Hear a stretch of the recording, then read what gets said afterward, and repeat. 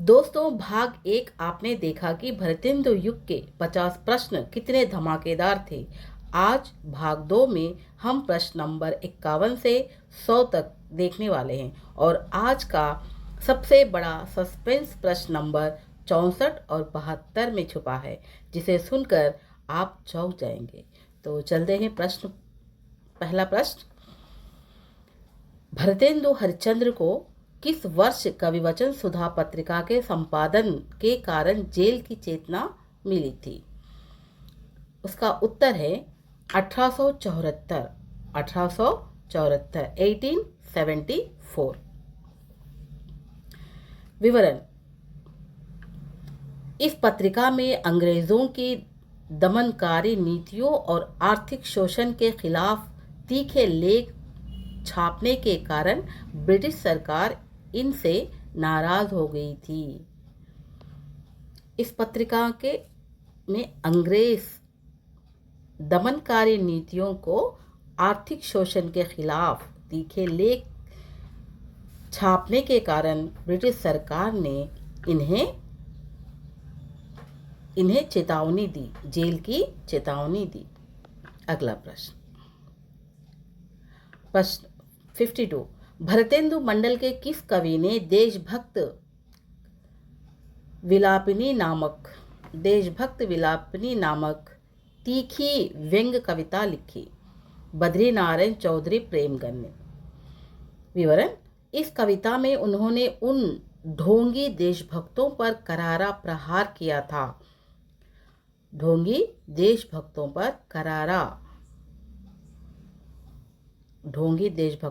करारा प्रहार किया था, जो केवल मंच पर भाषण देते थे लेकिन असल में देश के लिए कुछ नहीं करते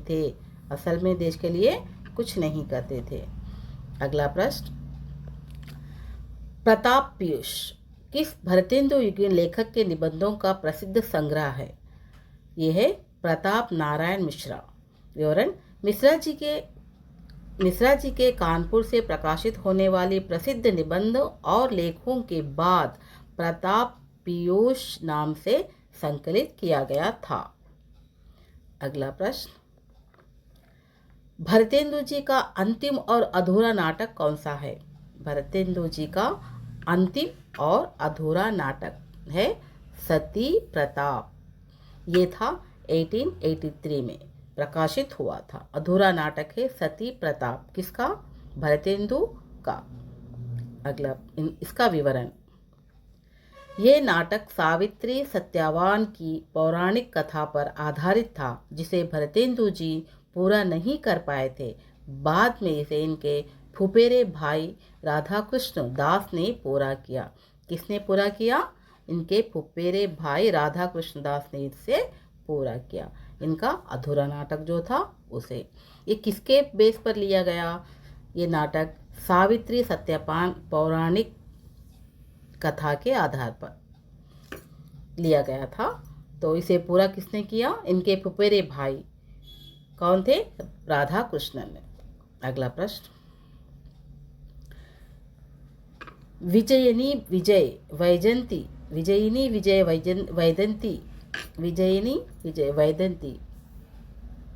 कविता भरतेंदु जी ने किस ऐतिहासिक घटना के उपलक्ष्य में लिखा था? इसका सही उत्तर मिस्र में भारतीय सेना की विजय पर। ये कब हुआ था? 1882 में। इसका विवरण।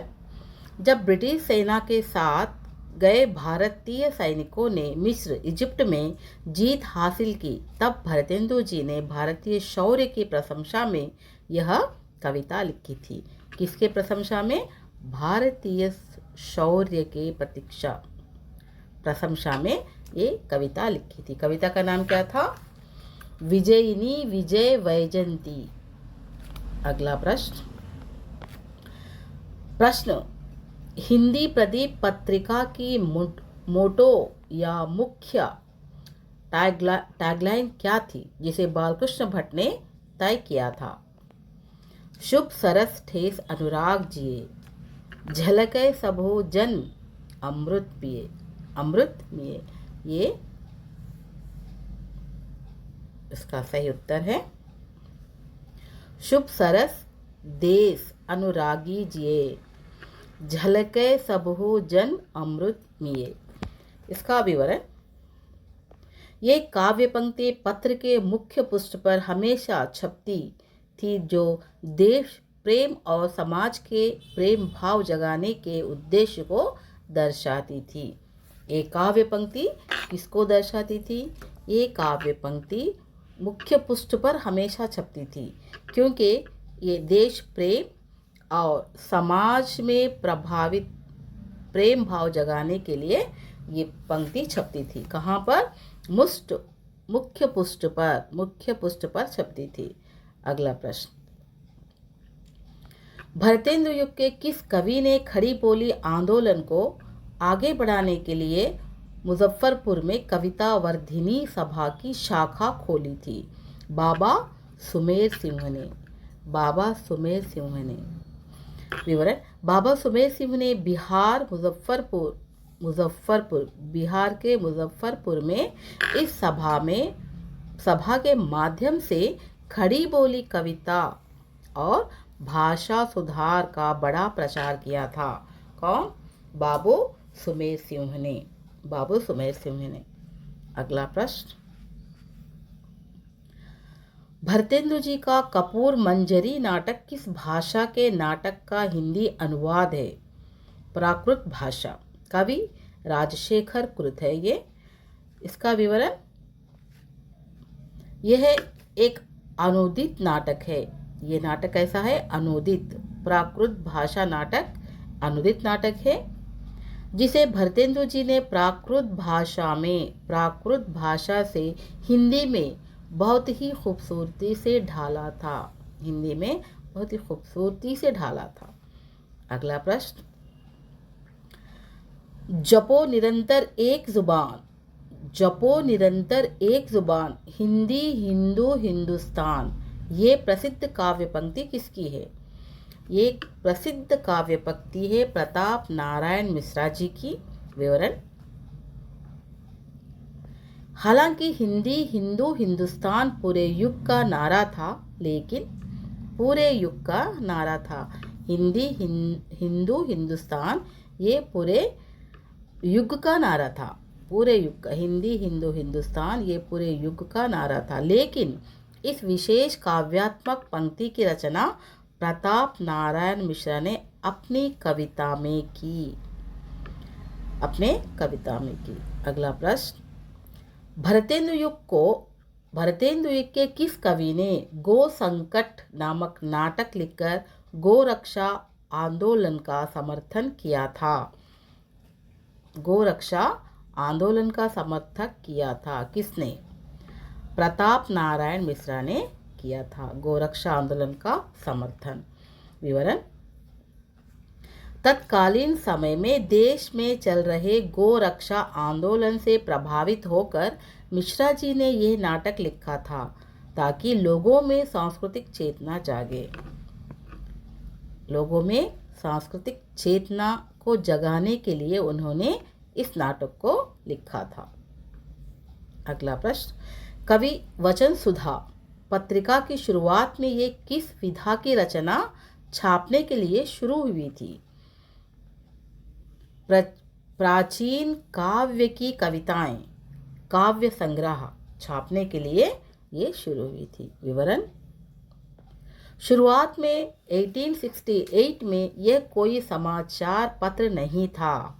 ये कोई समाचार पत्र नहीं था। कब? 1868 में ये कोई समाचार पत्र नहीं था, बल्कि इसमें केवल पुराने कवियों की दुर्लभ कविताएं और पद छपे जाते थे।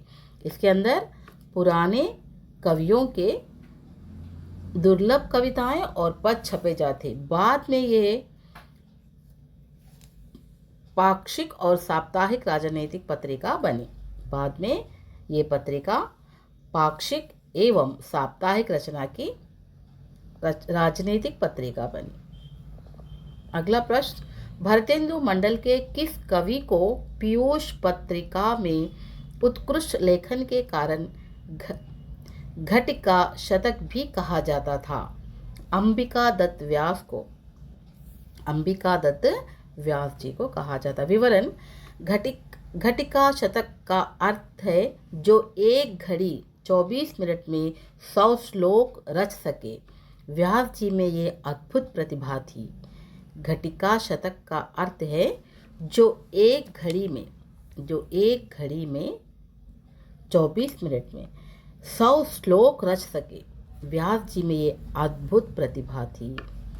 अगले प्रश्न: ललिता नाट्य और मयंक महिमा किसकी प्रसिद्ध काव्य कृतियां हैं? ललिता नाट्य और मयंक महिमा ये किसकी प्रसिद्ध काव्य कृतियां? बद्री नारायण चौधरी प्रेमगन की है। विवरण: मयंक महिमा खड़ी बोली में लिखी गई उनकी एक बेहतरीन और परिष्कृत कविता है। मयंक महिमा किस में लिखी गई है? ये खड़ी बोली में लिखी गई है और ये उनकी बेहतरीन और परिष्कृत कविता है। ये किस में लिखी गई थी? प्रकृति का सुंदर वर्णन। इस कविता में प्रकृति का सुंदर वर्णन है। किस कविता में? मयंक महिमा कविता में प्रकृति का सुंदर वर्णन भी है। अगला प्रश्न: भरतेंदु जी ने अपने किस नाटक में स्वयं अभिनय एक्टर के रूप में भी काम किया था? भरतेंदु हरिश्चंद्र ने जानकी मंडल नाटक में लेखक शीतल प्रसाद त्रिपाठी के साथ इन्होंने काम किया था। विवरण: 1868 ई में बनारस थिएटर में खेले गए इस नाटक में लक्ष्मण की भूमिका निभाने के लिए भरतेंदु जी ने अपनी मूछें तक मुंडवा दी थी। इन्होंने इसमें एक्ट करने के लिए भरतेंदु जी ने अपनी मूछें तक मुंडवा दी थी। इनका रोल क्या था? लक्ष्मण के रोल में इन्होंने एक्टिंग की। भूमिका क्या थी इनकी? लक्ष्मण की। ये कहाँ पर चल रहा था? एक थिएटर में। कब? 1868 में। अगला प्रश्न: दुखिनी बाला और महारानी पद्मावती नाटकों के लेखक कौन हैं? दुखिनी बाला और पद्मावती, महारानी पद्मावती नाटक, ये दो नाटक है। ये नाटक के लेखक कौन हैं? इसके लेखक है राधा कृष्णदास जी हैं। विवरण: राधा कृष्णदास ने इन नाटकों के जरिए बाल विवाह सती प्रथा जैसी सामाजिक कुरीतियों और ऐतिहासिक गौरव का मंच पर उतारा। ऐतिहासिक गौरव को मंच पर उतारा। अगला प्रश्न: कलिराज की सभा और रेल का विकट खेल नाटकों के रचयिता कौन है? बालकृष्ण भट्ट। कौन है ये? कलिराज की सभा और रेल का टिकट खेल, इन दो नाटकों के रचयिता है बालकृष्ण भट्ट। विवरण: ये दोनों प्रहसन व्यंग्य नाटक है जिनमें भट्ट जी ने तत्कालीन समाज के ढोंग और आधुनिक व्यवस्था की खामियों पर तीखा कटाक्ष किया था। ये दो कौन से नाटक है? व्यंग्य नाटक है या प्रहसन है। और भट्ट जी ने क्या किया? तत्कालीन समाज में ढोंग और आधुनिक अव्यवस्था की खामियों पर तीखा कटाक्ष किया। अगला प्रश्न: भरतेंदु जी की प्रसिद्ध कविता नील देवी का मुख्य उद्देश्य क्या था?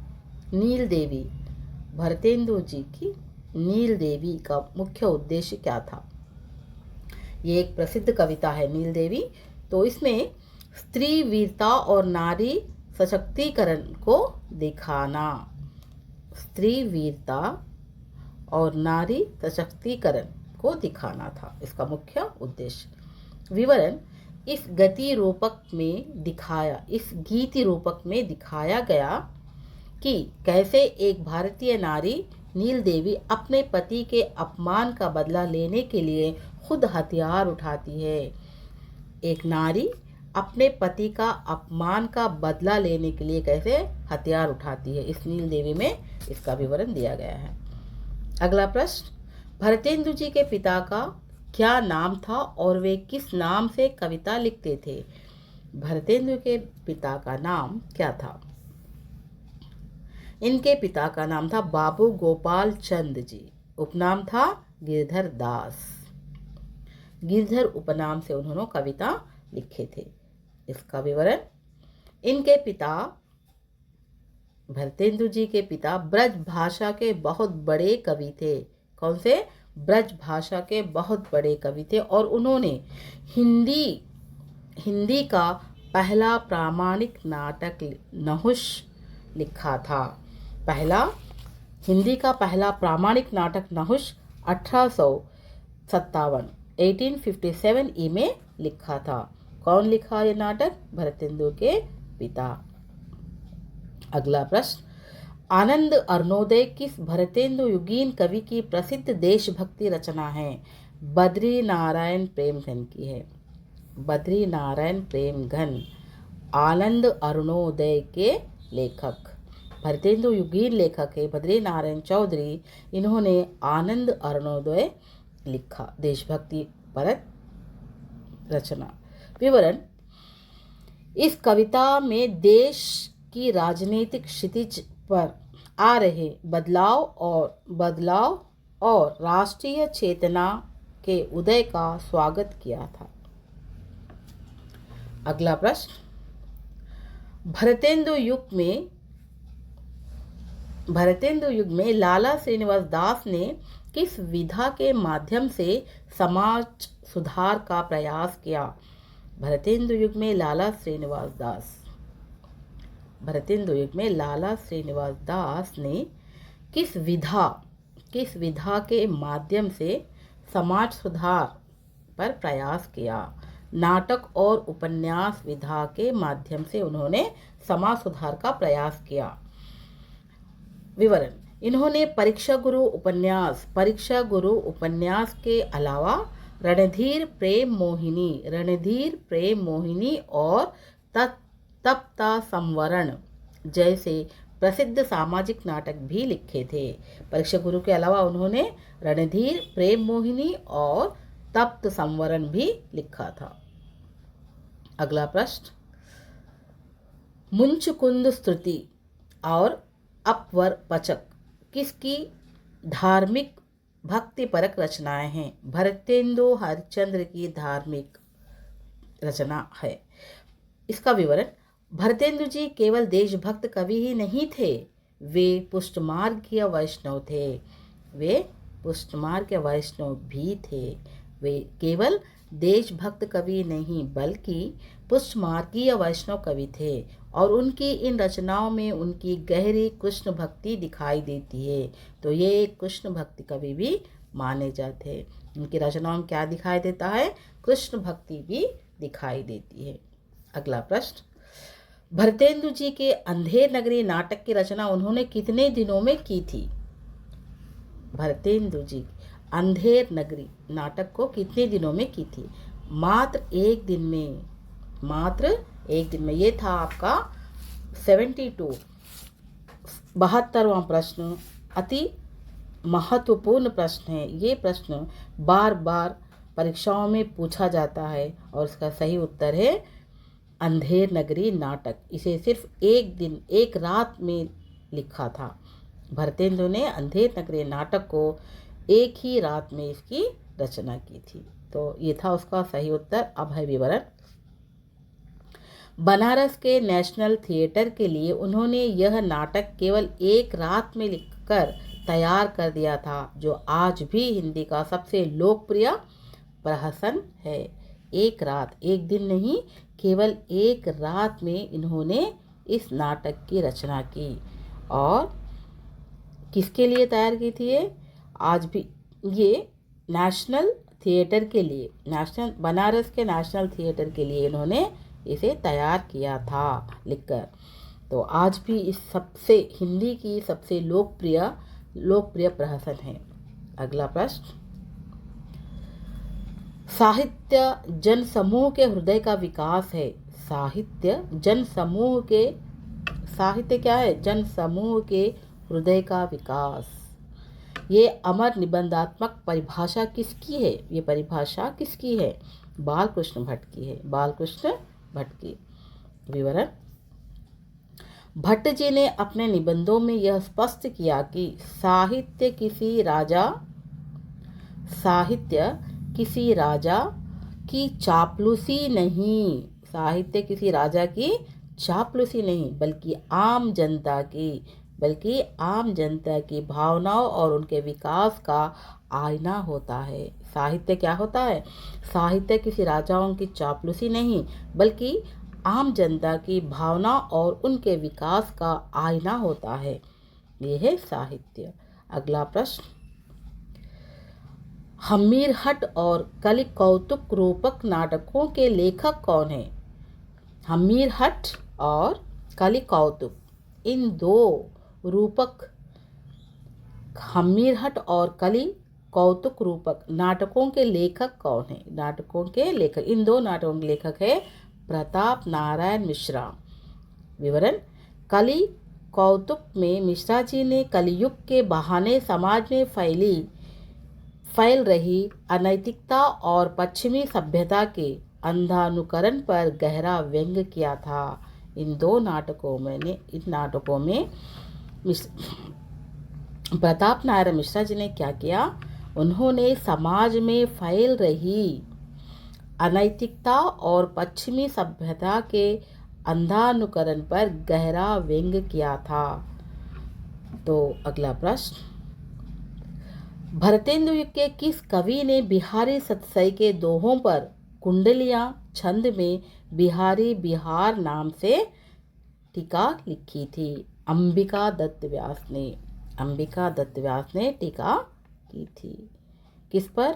बिहारी सतसई पर ये दोहे कुंडलियां छंदों में बिहारी बिहार नाम से टीका लिखी थी। बिहारी बिहार नाम से किसने लिखा था? अंबिका दत्त व्यास ने। इसका विवरण है, इन्होंने महाकवि बिहारी के दोहों को, किसके? महाकवि बिहारी के दोहों को कुंडलियां छंद में विस्तार देकर बिहारी बिहार की रचना की। किस भाषा में की? ब्रज भाषा में। काव्य का बेजोड़ ग्रंथ है ये। ब्रज भाषा काव्य का बेजोड़ ग्रंथ है बिहारी बिहार। अगला प्रश्न, भारत सौभाग्य 1889 नाटक के रचयिता कौन है जो कांग्रेस के अधिवेशन के अवसर पर लिखा गया था? भारत सौभाग्य नाटक है। ये नाटक के रचयिता कौन है जो कांग्रेस के अधिवेशन के अवसर पर लिखा गया था? तो इसका उत्तर है बद्री नारायण चौधरी प्रेमगन, इन्होंने किया था। विवरण, इस नाटक में राष्ट्रीय कांग्रेस की स्थापना और देश राजनीतिक परिदृश्य बहुत ही सुंदर। भरतेंदु जी की किस रचना को ऐतिहासिक ग्रंथ माना जाता है जिसमें उन्होंने राजवंशों का वर्णन किया? भरतेंदु जी की किस रचना को इतिहास ग्रंथ माना था जिसमें उन्होंने राजवंशों का वर्णन किया था? तो वो था कश्मीर कुसुम और चरितावली। इसका विवरण है, भरतेंदु जी ने केवल साहित्यिक ही नहीं लिखा बल्कि इतिहास लेखन में भी रुचि दिखाते थे। कश्मीर कुसुम में कश्मीर के इतिहास पर प्रकाश डाला गया। कश्मीर कुसुम में क्या किया गया? कश्मीर के इतिहास पर प्रकाश डाला गया। अगला प्रश्न, लोकोक्ति शतक में कुल कितने छंद है और इसकी भाषा क्या है? लोकोक्ति शतक कितने छंद है, इसकी भाषा क्या है? तो लोकोक्ति छंद इसमें 100 छंद है, भाषा ब्रज है। 100 छंद और भाषा ब्रज है। विवरण, प्रताप नारायण मिश्रा ने हिंदी की प्रसिद्ध लोकोक्तियां को आधार बनाकर ब्रज भाषा के कवित्व और सवैयों में इसकी रचना की। ब्रज भाषा को आधार बनाकर कवित्व और सवैयों की इसकी रचना की थी।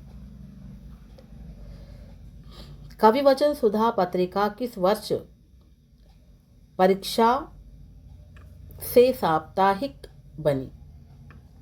कविवचन सुधा पत्रिका किस वर्ष पाक्षिक कविवचन सुधा पत्रिका किस वर्ष पाक्षिक से साप्ताहिक बन गई? 15 दिन में एक बार निकलने वाली से वीकली, हफ्ते में एक बार निकलने वाली बन गई। तो इसका उत्तर है 1873 1873 ई में। विवरण, इसकी बढ़ती लोकप्रियता और राजनीतिक खबरों की मांग के कारण भारतेंदु जी ने इसे साप्ताहिक अखबार के रूप में बदलना उचित समझा। अगला प्रश्न, भारतेंदु युग के किस लेखक ने बाल विवाह नाटक लिखकर इस कुप्रथा का कड़ा विरोध किया था? बालकृष्ण भट्ट ने बाल विवाह नाटक लिखकर इस कुप्रथा का विरोध किया था। तो बालकृष्ण भट्ट सही उत्तर। विवरण, भट्ट जी सामाजिक क्रांतियों के अग्रदूत थे। भट्ट जी क्या थे? सामाजिक क्रांतियों के अग्रदूत थे। उन्होंने लेखों के साथ साथ नाटकों के जरिए भी समाज को जागरूक करने का प्रयास किया था। अगला प्रश्न, प्रताप समीक्षा नाम से प्रताप नारायण मिश्रा के साहित्यावलोकन की चर्चा किसने की थी? रामचंद्र शुक्ला जी ने की थी। प्रताप परीक्षा नाम से प्रताप नारायण मिश्रा के साहित्यावलोचन की चर्चा किसने की? रामचंद्र शुक्ला ने की थी। विवरण, शुक्ला जी ने अपने इतिहास ग्रंथ में मिश्रा जी की जिंदादिली और उनके साहित्यिक योगदान की विस्तार से समीक्षा की। शुक्ला जी ने अपने इतिहास ग्रंथों में मिश्रा जी की जिंदादिली, उनके साहित्यिक योगदान का विस्तार, इन दो की समीक्षा की थी। अगला प्रश्न, भारतेंदु जी का मुद्रा राक्षस नाटक किस प्रसिद्ध संस्कृति नाटक का हिंदी अनुवाद है? मुद्रा राक्षस नाटक प्रसिद्ध संस्कृत नाटक का अनुवाद है। विशाख दत्त कृत मुद्रा राक्षस। विवरण, चाणक्य और चंद्रगुप्त की राजनीति पर आधारित इस प्रसिद्ध संस्कृत नाटक का भारतेंदु जी ने बहुत ही सटीक और सरल हिंदी अनुवाद किया था। अगला प्रश्न, भारतेंदु ग्रंथावली का संपादन किसने किया था जिसमें उनकी सभी रचनाएं संकलित थी? बाबू श्याम सुंदर दास ने किया था।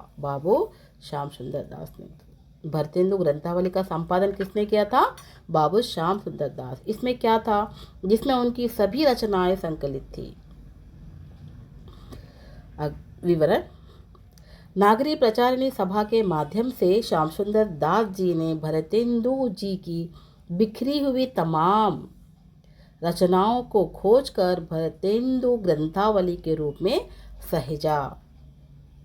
अगला प्रश्न, प्रेम सुमार्ग और उर्दू का स्त्यापा किसकी व्यंग प्रधान कविताएं हैं? ये है भारतेंदु हरिश्चंद्र जी की। प्रेम सुमार्ग और उर्दू स्त्यापा किसकी व्यंग प्रधान कविताएं हैं? भारतेंदु हरिश्चंद्र जी की। विवरण, उर्दू का स्थापना में भारतेंदु जी ने तत्कालीन भाषा विवाद हिंदी बनाम उर्दू को लेकर बहुत ही अनूठे और मजाकिया अंदाज में ब्रिटिश नीति पर व्यंग्य किया था। इन्होंने बहुत ही अनूठे और सामाजिक अंदाज में ब्रिटिश नीति पर व्यंग्य किया था। अगला प्रश्न, भारतेंदु मंडल के किस कवि ने धर्मलाप और सच्ची देशभक्ति जैसे गंभीर वैचारिक निबंध लिखे? राधाचरण गोस्वामी ने। प्रश्न, भारतेंदु मंडल के किस कवि ने धर्मलाप और सच्ची देशभक्ति इन दो पर गंभीर वैचारिक निबंध लिखे? राधाचरण गोस्वामी जी ने लिखे थे। गोस्वामी जी ने रूढ़िवादी धार्मिक विचारों को छोड़कर तार्किक और प्रगतिशील समाज के निर्माण पर बल दिया था। गोस्वामी जी ने रूढ़िवादी धार्मिक विचारों को छोड़कर तार्किक और प्रगतिशील समाज के निर्माण पर बल दिया था। अगला प्रश्न, कालिदास की सभा नामक निबंधात्मक व्यंग्य के लेखक कौन हैं? बालकृष्ण भट्ट है। बालकृष्ण भट्ट। कालिदास की सभा यह है निबंध लेकिन व्यंग्यात्मक है। इसके लेखक है बालकृष्ण भट्ट जी। विवरण, इस निबंध में उन्होंने आधुनिक कवियों और आलोचकों की तुलना कालिदास के समय की साहित्यिक चेतना से करते हुए तीखा कटाक्ष किया था। आधुनिक कवियों और आलोचकों की तुलना कालिदास के उस समय की साहित्यिक चेतना से करते हुए तीखा कटाक्ष किया था। अगला प्रश्न, काव्यकुब्ज कौतुक और बुढ़ापा जैसे कविताओं के जरिए सामाजिक विसंगतियों को किसने उभारा? काव्यकुब्ज कौतुक और बुढ़ापा जैसी कविताओं के जरिए सामाजिक विसंगतियों का किसने उभारा? प्रताप नारायण मिश्रा जी ने उभारा। कौन? प्रताप मिश्रा जी ने। मिश्रा जी की भाषा में कानपुर का स्थानीय पुट होता था, स्थानीय पुट,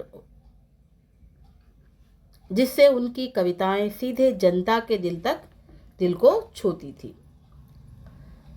मिश्रा जी की भाषा में कानपुर का स्थानीय पुट जैसे बैसवाड़ी खड़ी बोली और ब्रज, बैसवाड़ी खड़ी बोली और ब्रज होता था, जिससे उनकी कविताएं सीधे जनता के दिल को छूती थी। अगला प्रश्न, भारतेंदु हरिश्चंद्र जी की काव्य कृति प्रेम सरोवर की मुख्य विषय वस्तु क्या है? शुद्ध और निश्चल प्रेम। शुद्ध और निश्चल प्रेम है इनकी काव्य वस्तु। भक्ति परक श्रृंगार। प्रेम सरोवर भारतेंदु काव्य कृति है प्रेम सरोवर। इसकी मुख्य विषय वस्तु क्या है? मुख्य विषय वस्तु है शुद्ध और निश्चल प्रेम, भक्ति श्रृंगार परक। विवरण, इसमें उन्होंने सांसारिक और ईश्वरीय प्रेम के अंतर को स्पष्ट करते हुए ब्रज भाषा के सवैया छंदों का उत्कृष्ट प्रयोग किया था। ब्रज भाषा और सवैया छंदों का उत्कृष्ट प्रयोग किया था। अगला प्रश्न, भारतेंदु युग के किस कवि ने लंदन की शासन व्यवस्था और महारानी विक्टोरिया के न्याय पर आनंद कादम्बिनी में सवाल उठाए थे? ये बहुत ही महत्वपूर्ण प्रश्न है, तो इसे आप लोग अच्छे से याद करिएगा, अच्छे ध्यान पूर्वक पढ़िएगा। भारतेंदु युग के किस कवि ने लंदन की शासन व्यवस्था और महारानी विक्टोरिया के न्याय पर आनंद कादम्बिनी में सवाल उठाए? आनंद कादम्बिनी में सवाल उठाए। किसने उठाए? बद्री नारायण चौधरी प्रेमगढ़ ने उठाए सवाल। कहाँ पर? भारतेंदु युग के किस कवि ने? बद्री नारायण चौधरी प्रेमगढ़ ने लंदन की शासन व्यवस्था और महारानी विक्टोरिया के न्याय पर। बद्री नारायण चौधरी प्रेमगढ़। विवरण, अंग्रेजों की फूट डालो और राज करो। अंग्रेजों की फूट डालो और राज करो की नीति। अंग्रेजों की नीति क्या है? फूट डालो और राज करो। पोल खोलने के लिए प्रेमचंद जी अपनी पत्रिका में लगातार कड़े राजनीतिक लेख लिखते थे। कड़े राजनीतिक लेख लिखते थे। कौन? बद्रीनारायण प्रेमचंद ने अपनी पत्रिका में क्या लिखते थे? कड़े राजनीतिक लेख लिखते थे। अगला प्रश्न, हिंदी साहित्य का पहला दुखांत नाटक किसे माना जाता है और इसके लेखक कौन हैं? रणधीर प्रेम मोहिनी दुखांत नाटक है। लेखक है लाला श्रीनिवास दास। हिंदी साहित्य का पहला दुखांत नाटक है रणधीर प्रेम मोहिनी। विवरण, भारतीय नाटक परंपरा में नाटकों का अंत हमेशा सुखांत हैप्पी एंडिंग होता था, लेकिन अंग्रेजी साहित्य के प्रभाव से श्रीनिवास दास ने पहली बार हिंदी में दुखांत नाटक लिखा। पहली बार दुखांत नाटक लिखा। कौन? श्रीनिवास दास जी ने। अगला प्रश्न, प्रेम माधुरी और प्रेम तरंग भरतेंदु जी के किस काल की रचनाएं मानी जाती है? ये है उनके प्रारंभिक काव्यकाल की 1870 से 1875 तक, 5 years, 5 साल तक। विवरण, इन कृतियों में रीतिकाल का थोड़ा प्रभाव दिखता है, जहां श्रृंगार और राधा कृष्ण के प्रेम का पारंपरिक शैली में वर्णन। अगला प्रश्न, भरतेंदु मंडल के कवियों ने स्वदेशी आंदोलन का समर्थन किस विदेशी नीति के विरोध में किया था? मैनचेस्टर के विदेशी कपड़ों के आयात के विरोध में। मैनचेस्टर विदेशी कपड़ों के आयात के विरोध में किया था। भरतेंदु मंडल के कवियों ने स्वदेशी आंदोलन के समर्थन में मैनचेस्टर के विदेशी कपड़ों के आयात के विरोध में किया था। विवरण, भरतेंदु जी ने कविवचन सुधा में बाकायदा प्रतिज्ञा पत्र छपवाया था कि हम विदेशी कपड़ों का बहिष्कार करेंगे और केवल स्वदेशी अपनाएंगे। विदेशी कपड़ों का बहिष्कार और स्वदेशी अपनाएंगे। किसमें क्या किया था? कविवचन सुधा में इस पत्रिका में इन्होंने छपाया था। विदेशी कपड़ों का बहिष्कार करेंगे और केवल स्वदेशी अपनाएंगे। अगला प्रश्न, अंधेर नगरी नाटक का प्रसिद्ध पात्र गोवर्धन दास किसका प्रतीक है? गोवर्धन दास किसका प्रतीक है? किसमें है गोवर्धन? अंधेर नगरी नाटक के प्रसिद्ध पात्र गोवर्धन दास किसका प्रतीक है? लालची और बिना सोचे समझे व्यवस्था का शिकार होने वाला आम आदमी का प्रतीक है। विवरण, टकेसेर भाजी और टकेसेर खाजा के लालच में गोवर्धन दास फांसी के फंदे तक पहुंच जाता है, जो विवेकहीन समाज का प्रतीक है। जो किसका प्रतीक है? विवेकहीन समाज का प्रतीक है। कौन? गोवर्धन दास। बिना कुछ सोचे वो फांसी के फंदे तक पहुंच जाता है। अगला प्रश्न, कास्य मूर्ति उपनाम से भरतेंदु मंडल के किस कवि की प्रतिमा काशी में स्थापित की गई थी? भरतेंदु हरिश्चंद्र स्वयं काश्य मूर्ति। इसका विवरण, उनकी मृत्यु के बाद उनके प्रति आदर व्यक्त करने के लिए तत्कालीन जनता और साहित्यकारों ने चंदा इकट्ठा करके उनकी याद में स्मारक बनवाया था। उनकी याद में उनकी मृत्यु, भरतेंदु की मृत्यु के बाद उनके प्रति आदर और तत्कालीन जनता और साहित्यकारों ने चंदा इकट्ठा करके उनकी याद में एक स्मारक बनवाया था। नूतन चरित्र और शिशु पालन जैसे शिक्षाप्रद कृतियां भरतेंदु युग में किसने लिखी? बालकृष्ण भट्ट ने लिखी थी। विवरण, भट्ट जी का मानना था कि बच्चों और युवाओं के चरित्र निर्माण के बिना देश का पुनरुत्थान या आज़ादी संभव नहीं है। अगला प्रश्न, मनोयोग निबंध के लेखक कौन हैं, जो मनोवैज्ञानिक विषय पर लिखा गया शुरुआती निबंध है? प्रताप नारायण मिश्रा है। प्रताप नारायण मिश्रा, इन्होंने मनोवैज्ञानिक विषय पर लिखा गया शुरुआती है मनोयोग निबंध। मनोयोग ये एक निबंध है। विवरण, आचार्य रामचंद्र शुक्ला से बहुत पहले मिश्रा जी ने मनोयोग, माइंड अटेंशन जैसे मानसिक और मनोवैज्ञानिक विषयों पर गंभीर लेखन सरल निबंध लिखे थे। अगला प्रश्न, भरतेंदु जी के सत्य हरिश्चंद्र नाटक का प्रमुख रस कौन सा है? करुणा रस और शांत रस। करुणा और शांत रस है। सत्य हरिश्चंद्र नाटक के मुख्य रस है करुणा और शांत रस। विवरण, राजा हरिश्चंद्र के स्मशान घाट वाले दृश्य और उनके कष्टों का वर्णन होने के कारण इस नाटक में करुणा रस अपनी चरम सीमा पर दिखाई देती है। अगला प्रश्न, सूर्य पुराण और जयदत्त व्रत ब्रजभाषा अनुवाद किसकी रचनाएं हैं? अंबिका दत्त व्यास जी की है। व्यास जी ने धार्मिक आख्यानों को आधुनिक युग के अनुकूल ढालने के लिए कई पौराणिक प्रसंगों पर ब्रज भाषा में उत्कृष्ट रचनाएं की थी।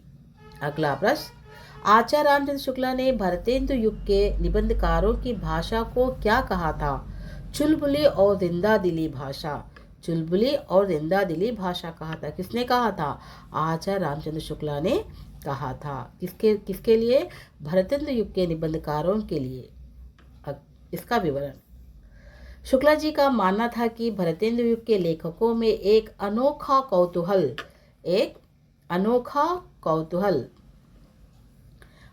कौतूहल और जिंदा दिली थी, जिसमें उनकी गद्य भाषा कभी उबाऊ नहीं लगती थी। क्या गद्य भाषा उनकी कभी उबाऊ नहीं लगती थी, बोर नहीं होने देती थी। अब ये था अंतिम प्रश्न भरतेंदु युग की समाप्ति और द्विवेदी युग की शुरुआत का सबसे बड़ा संधिकाल, टर्निंग पॉइंट किस वर्ष को माना जाता है? 1900 ई को। तो ये था। अब इसका विवरण, सन 1900 में सरस्वती पत्रिका का प्रकाशन शुरू हुआ, जिसने हिंदी साहित्य की दिशा बदल दी और यहीं से भरतेंदु युग के औपचारिक रूप से समाप्ति होकर द्विवेदी युग में प्रवेश कर गया। सन 1900 में सरस्वती पत्रिका का प्रकाशन शुरू हुआ, जिसने हिंदी साहित्य की दिशा बदल दी। भरतेंदु युग औपचारिक रूप से समाप्त होकर द्विवेदी युग में प्रवेश हुआ। ये दोस्तों, ये थे भरतेंदु युग के वो 50 और सबसे महत्वपूर्ण प्रश्न जो आपकी परीक्षाओं में अक्सर पूछे जाते हैं। इस तरह हमने 2 भागों में भरतेंदु युग के पूरे 100 सबसे चुनिंदा प्रश्नों को उनके विवरण के साथ कंप्लीट कर लिए हैं। अब आज का आपका चैलेंज प्रश्न ये है कि हिंदी का पहला उपन्यास परीक्षा गुरु किस वर्ष प्रकाशित हुआ था? इसका उत्तर आपको कमेंट बॉक्स में देना है।